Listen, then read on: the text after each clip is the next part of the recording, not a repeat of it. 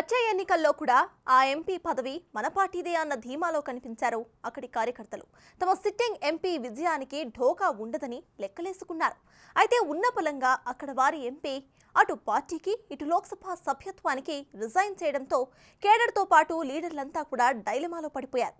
అధిష్టానమేమో అదేమీ పట్టించుకోకుండా కొత్త అభ్యర్థి వేటలో పడింది.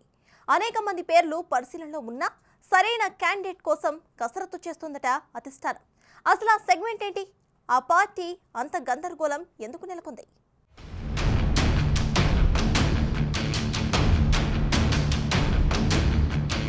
వైసీపీకి లోక్సభ సభ్యత్వానికి నరసరావుపేట ఎంపీ లావు కృష్ణదేవరాయలు రాజీనామా చేశారు. నరసరావుపేటలో కొత్తగా బీసీ అభ్యర్థిని పెట్టాలని వైసీపీ అధిష్టానం భావిస్తుండటంతో రాజకీయంగా కొంత అనిశ్చితి ఏర్పడిందంటూ ఆయన రిజైన్ చేశారు. అధిష్టానం లెక్కలు అధిష్టానానికుంటే తన లెక్కలు తనకున్నాయంటూ బయటకు వెళ్లిపోయారు. శ్రీకృష్ణదేవరాయలు రాజీనామా చేయడంతో ఇప్పుడు వైసీపీ ఎంపీ అభ్యర్థి పరిశీలనలో ఊహించని పేర్లు తెరపైకొస్తున్నాయి. బొట్టా రేణుక, మాజీ మంత్రి అనిల్ కుమార్ యాదవ్, మంత్రి విడుదల రజనీల పేర్లు పరిశీలిస్తున్నట్టు తెలుస్తోంది. గత ఎన్నికల ముందు టీడీపీ నుంచి వైసీపీలో చేరారు బొట్టా రేణుక. కానీ ఆమెకు గత ఎన్నికల్లో జగన్ సీటు సర్దుబాటు చేయలేకపోయారు. దీంతో ఆమె కాస్త అసంతృప్తిగా ఉన్నట్టు తెలుస్తోంది. ఈసారి కూడా ఆమెకు తన సొంత ప్రాంతమైన రాయలసీమలో సీటు వచ్చే అవకాశం లేదట. దీంతో ఆమెను నరసరావుపేట బరిలో దించాలని జగన్ చూస్తున్నారట. స్థానికురాలు కాదు కాబట్టి జగన్ ప్రతిపాదనని ఆమె ఎంతవరకు స్వాగతిస్తారో తెలియదు.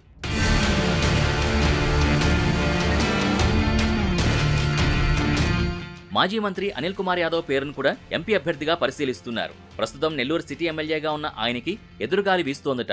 అందుకే ఆయన మీద సానుభూతితో జగన్ ఇక్కడ అవకాశం ఇవ్వాలని భావిస్తున్నారంటున్నారు.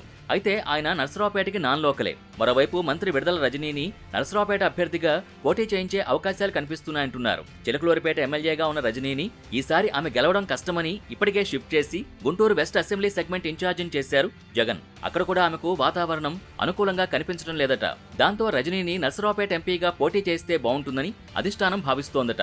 ఆమె ప్రాతినిధ్యం వహిస్తున్న చిలకలూరిపేట సెగ్మెంట్ నరసరావుపేట లోక్సభ నియోజకవర్గం పరిధిలోకే వస్తుంది. మరి చిలకలూరిపేటలోనే రజనీకి విజయావకాశాలు లేవని భావిస్తున్న వైసీపీ పెద్దలు ఆమె ఎంపీగా ఎలా నెగ్గుకొస్తారో అర్థం కాక అక్కడ వైసీపీ శ్రేణులు తలలు పట్టుకుంటున్నాయి.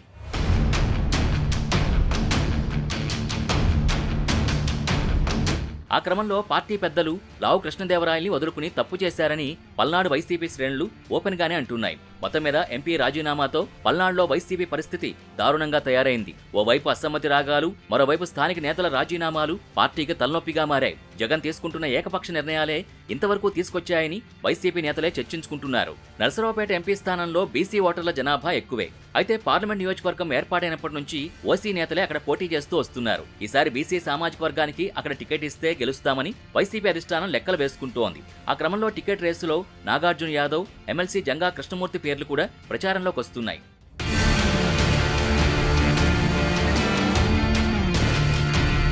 మరి అభ్యర్థి విషయంలో అన్ని ప్రత్యామ్నాయాలుంటే అధిష్టానం క్యాండిడేట్ని ప్రకటించకుండా ఎందుకు మీనమేషాలు లెక్కిస్తుందన్న చర్చ కార్యకర్తల్లో నడుస్తోంది.